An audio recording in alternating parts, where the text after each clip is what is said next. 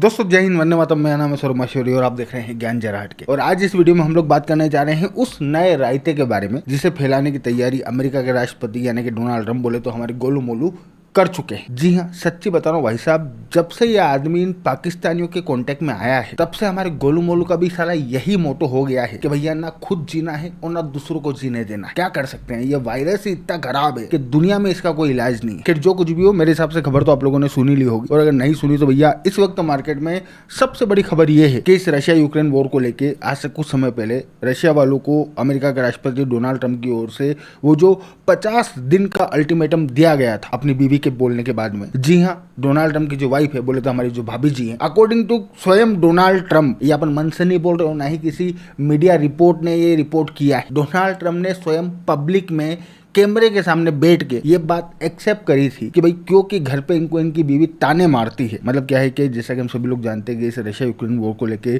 Donald Trump और Russia के राष्ट्रपति व्लादिमीर पुतिन के बीच में बहुत सी बार फोन पे बातचीत हुई है। सो पुतिन से बात करने के बाद में जब डोनाल्ड ट्रंप घर पे जाते थे और अपनी बीवी को बोलते थे कि भाई आज मैंने पुतिन से बात करी, पुतिन ने फोन भी उठाया, मेरा इज्जत भी दी, मेरे को बिना गाली दिए बात कर रहा है मेरे से, जो बहुत बड़ी बात है क्योंकि जैसी डोनाल्ड ट्रंप की हरकतें, अगर कोई इस आदमी से बिना गाली दिए बात कर रहा है तो वो अपने आप में बहुत सम्मानजनक बात है। सो जब डोनाल्ड ट्रंप पुतिन से बात करके घर पर जाते थे और बीवी को बोलते थे कि साहब आज तो मैंने तीर मार लिया है, आज तो तू भी इज्जत देना थोड़ी सी मेरे को, तो हमारी जो भाभी जी है, हमारी भाभी जी डोनाल्ड ट्रंप को ताने मारती थी, अजी जानू तुम क्या फोन पे बात करके आए हो और क्या इज्जत की बात कर रहे हो। जब तुम फोन पे बात कर रहे थे तब मैं न्यूज देख रही थी और न्यूज में मैंने देखा कि रशिया वालों ने यूक्रेन वालों को फिर से पेल दिया। एक और सिटी के ऊपर इन्होंने रॉकेट फायर करे हैं, ड्रोन फायर कर रहे हैं, बम फेंक रहे हैं। तुम बस फोन पे बातें ही करते रहना, तुमसे कहीं होना जाना है नहीं, कमरे में भी तुमसे कुछ नहीं होता और कमरे के बाहर भी तुमसे कुछ नहीं होता। जी हाँ, इस टाइप के ताने हमारे भाभी जी हमारे गोलू मोलू को मार रही थी। सो हमारी गोलू मोलू की अंतर आत्मा जग गई, हमारे भाभी जी ने हमारे गोलू मोलू की खुददारी को ललकारा, जिसके बाद में डोनाल्ड ट्रंप ने रशिया के राष्ट्रपति व्लादिमीर पुतिन को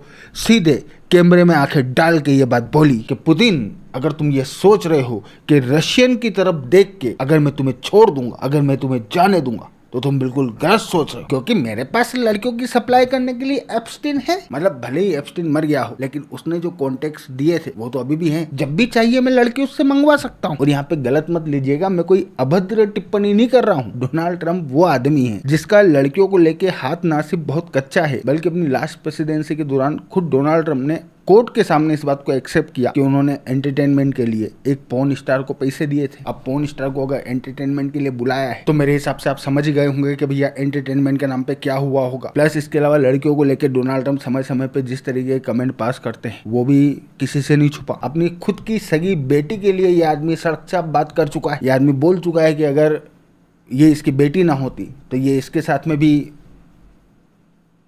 सोचता। अब जिस आदमी के ऐसे विचार हो, क्या ही कर सकते हैं। प्लस जेफरी एप्स्टीन की जो फाइल है उसमें ना जाने कितनी जगह डोनाल्ड ट्रंप का नाम लिखा हुआ है। डोनाल्ड ट्रंप भले एक्सेप्ट करे या ना करे, लेकिन डोनाल्ड ट्रंप जेफरी एप्स्टीन के कस्टमर थे। जो कुछ भी हो, ये तो हम लोग थोड़ा सा मुद्दे से भटक गए, बट जैसा कि हम सभी लोग जानते हैं कि अपने बीवी द्वारा बार बार मारे गए तानों से परेशान होकर आज से कुछ समय पहले हमारे गोलू मोलू ने कैमरे के सामने बैठ के पुतिन को सीधे सीधे ये बोला था, ये धमकी दी थी कि भैया 50 दिन दे रहा हूं मैं तुमको। जैसे बैंक वाले बोलते हैं ना कि भाई 50 दिन है तुम्हारे पास किस्त भरने के लिए, 50 दिन में किस्त ना भरी तो हम तुम्हारे घर आ जाएंगे। सो इसी तरीके की धमकी देते हुए डोनाल्ड ट्रंप ने पुतिन को यह बात बोली थी कि भैया अगर 50 दिन में रशिया की ओर से इस यूक्रेन रशिया वॉर में बमबारी नहीं रोकी गई तो फिर अमेरिका वाले जो हैं वो रशिया के ऊपर ना सिर्फ और ज्यादा सैंक्शंस इंपोज करेंगे, बल्कि इस बार रशिया के ऊपर सेकेंडरी सैंक्शंस भी लगाए जाएंगे। Secondary sanctions in a sense के वो तमाम कंट्रीज जो कि रशिया से ऑयल और गैस परचेस करती है, अमेरिका द्वारा रशिया के साथ साथ अब उन कंट्रीज के ऊपर भी सैंक्शंस और टैरिफ्स इंपोज किए जाएंगे। स्पेशली भारत, चाइना और ब्राजील का नाम ओपन में लिया जा रहा है, क्योंकि अगर हम लोग भारत की बात करें तो इंडिया की ऑयल की जो टोटल रिक्वायरमेंट है उसका लगभग 40% हम लोग रशिया से परचेस कर रहे हैं। चाइना वाले अपनी टोटल ऑयल रिक्वायरमेंट का लगभग 23% रशिया वालों से परचेस कर रहे हैं। और जब से लूला साहब ब्राजील में आके बैठे हैं तब से ब्राजील और रशिया के ट्रेडिंग रिलेशन भी बहुत अच्छे हो गए हैं। सो अमेरिका की ओर से अब रशिया को धमकी दी गई है। मेरे हिसाब से ये कहना तो थोड़ा गलत होगा, क्योंकि एक्चुअल धमकी तो इन तीनों ही कंट्रीज को मिली है कि भैया अगर हमने रशिया से ऑयल परचेस करना जारी रखा, जो एक्चुअली में यूरोप वाले भी कर रहे हैं, यूरोप वाले रशिया वालों से अभी भी एनर्जी प्रोडक्ट्स परचेस कर रहे हैं, वो साल 2027 तक ये लोग रशिया से एनर्जी प्रोडक्ट्स परचेस करते रहेंगे, बट उसमें किसी को आपत्ति नहीं हो रही। बट क्योंकि हम परचेस कर रहे हैं, इस वजह से हम लोगों को धमकी देते हुए इन लोगों ने ये बात बोली है कि अगर हम लोगों ने रशिया के साथ में ट्रेड जारी रखे तो ये लोग हमारे ऊपर टैरिफ इंपोज करेंगे। सो पहले डोनाल्ड ट्रंप की ओर से रशिया वालों को 50 दिन की धमकी दी गई थी, बट मे भी पॉसिबल शायद भाभी जी के ताने हर दिन बढ़ते ही जा रहे होंगे, क्या मालूम खाना वाना भी नहीं दे रही होगी, क्योंकि जेफरी एप्स्टीन वाला कलेश अलग चल रहा है और ऊपर से फिर ये रशिया और यूक्रेन वॉर का नाटक। सो भाभी जी ने हमारे गोलू मोलू का घर पे जीना मुश्किल कर दिया होगा। सो इस वजह से कल स्कॉटलैंड में बैठ के हमारे गोलू मोलू ने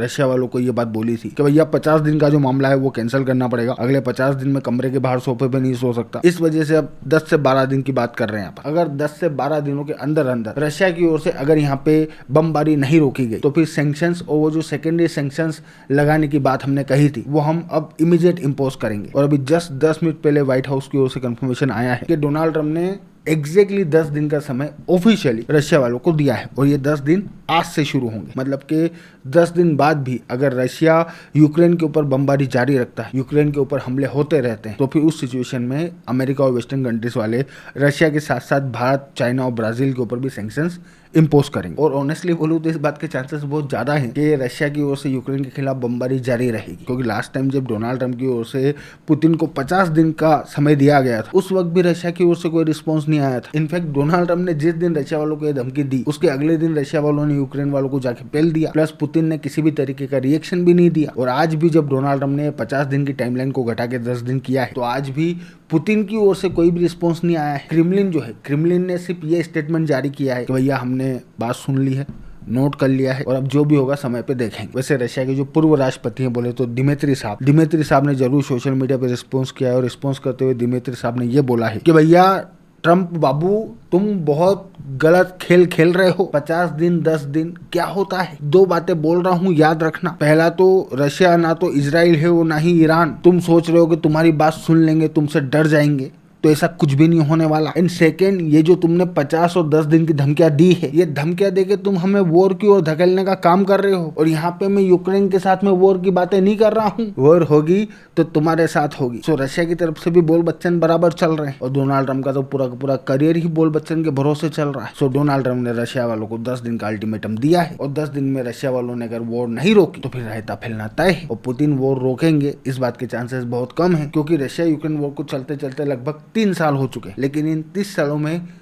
अभी ये जो समय चल रहा है ये वो समय है जब रशिया और रशिया की आर्मी इस यूक्रेन रशिया वॉर में अपनी सबसे बेस्ट पोजीशन में है और यूक्रेन वालों की लंका लगी पड़ी है। ये लोग हर नए दिन के साथ में जमीन लूज करते जा रहे हैं। रशियन आर्मी बहुत तेज रफ्तार से आगे बढ़ रही है, ये दिन ब दिन नई टेरिटरीज गेन कर रहे हैं। सो इतनी बेस्ट पोजीशन में आने के बाद में पुतिन रुकेंगे? ऑनेस्टली बोलूं तो इस बात के चांसेस बहुत कम है और ये बात खुद डोनाल्ड ट्रंप को भी पता है। तभी डोनाल्ड ट्रंप ने ये धमकी देने के इमीडिएट बाद स्टेटमेंट देते हुए ये बात भी बोली कि मैं ये धमकी तो दे रहा हूँ, टाइमलाइन तो डिक्लेयर कर रहा हूँ, लेकिन पुतिन रुकेंगे ऐसा मेरे को कोई होते हुए नजर नहीं आ रहा, क्योंकि आज की तारीख में पुतिन को किसी भी चीज से फर्क नहीं पड़ रहा। ये डोनाल्ड ट्रंप ने खुद एक्सेप्ट किया है। प्लस मैं कुछ अमेरिकन एक्सपर्ट्स की बात सुन रहा था और एक्सपर्ट्स का ये कहना है कि डोनाल्ड ट्रंप ये जो सेकेंडरी टैरिफ और रशिया के ऊपर नए सैंक्शंस लगाने की बात कर रहे हैं, अगर डोनाल्ड ट्रंप ये करते हैं तो उसका अमेरिका वालों को भी बहुत बड़ा नुकसान उठाना पड़ेगा। क्योंकि अगर एकदम से रशिया का ऑयल पूरी तरीके से मार्केट से हटता है तो उस सिचुएशन में ग्लोबल लेवल पे ऑयल की जो डिमांड है वो बहुत ज्यादा बढ़ जाएगी और दुनिया की अदर कंट्रीज के साथ साथ अमेरिका वालों के लिए भी ऑयल और जो अदर प्रोडक्ट्स हैं वो महंगे होंगे। और जैसे कि हम सभी लोग जानते हैं कि Donald Trump constantly Joe Biden को यह कहते हुए क्रिटिसाइज करते आए हैं कि भाई जो बाइडेन के शासनकाल में अमेरिका के अंदर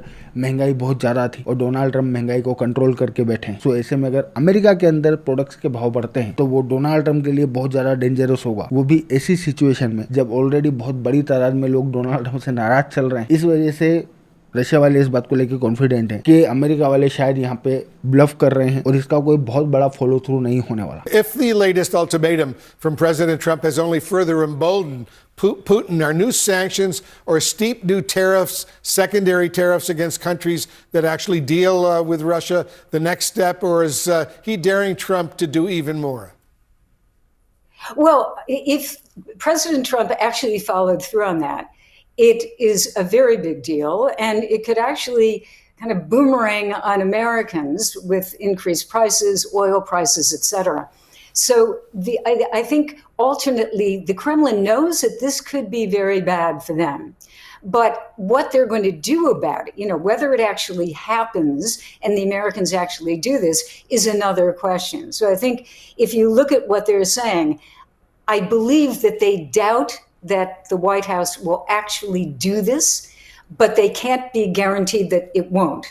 So that's where they stand. They have to kind of, be very prepared for almost anything, and it's very interesting to watch. The stakes are very high. But अगर follow through Jill होता है Doherty- तो फिर कलेश होता है। वैसे यहाँ मैं आप लोगों को ये बात बता दूं कि लास्ट टाइम जब डोनाल्ड ट्रंप की ओर से रशिया वालों को ये 50 दिन की धमकी दी गई थी, उसी वक्त से हमारी जो भारत सरकार है, भारत सरकार ने भारत की ऑयल की रिक्वायरमेंट को पूरा करने के लिए रशिया के अलावा दूसरी कंट्रीज से भी ना सिर्फ ऑयल परचेस करना शुरू कर दिया है, बल्कि एनर्जी सोर्स को डाइवर्सिफाई भी कर दिया है। पहले हम लोग 27 कंट्रीज से ऑयल प्रोडक्ट्स परचेस कर रहे थे और अब हम लोग लगभग 40 कंट्रीज से ऑयल प्रोडक्ट्स परचेस करते हैं। सो अगर अमेरिका की ओर से सैंक्शंस लगाने की बात होती है तो मे बी पॉसिबल इस सिचुएशन में शायद हम यानी कि भारत रशिया से ऑयल परचेस करना बंद कर दे और हमारे ऊपर शायद इतना ज्यादा इम्पैक्ट भी ना आए जितना इस वक्त बोला जा रहा है। अच्छा, वैसे यहाँ मैं आप लोगों को ये बात बता दूं कि इस पूरी की पूरी इक्वेशन में सबसे बड़ा फैक्टर चाइना है, क्योंकि अमेरिका द्वारा रशिया के ऊपर प्राइमरी और सेकेंडरी सैंक्शंस इंपोज किए जाने के बावजूद भी अगर चाइना रशिया से ऑयल और एनर्जी प्रोडक्ट्स परचेस करना जारी रखता है तो फिर अमेरिका वालों का ये जो पूरा का पूरा प्लान है ये फेल हो जाना है, किसी सूरत में सक्सेसफुल नहीं होगा। इनफैक्ट रशिया और चाइना और ज्यादा करीब आ जाएंगे। सो ये मामला है। एक जमाना था जब अमेरिका के अंदर अमेरिका के राष्ट्रपति टीवी देख के देश चलाते थे, आजकल बीवी देख के देश चला रहे हैं। बट अगेन एग्जैक्टली क्या होगा, कहानी किस ओर जाएगी, वो तो हम लोगों को 10 दिन बाद पता चलेगा। बाकी तब तक के लिए आप लोग ये बात ध्यान में रखिए कि मैं हूँ आपका दोस्त सौरभ और आप देख रहे थे ज्ञान जराट के। Thank you for watching. I really appreciate your time.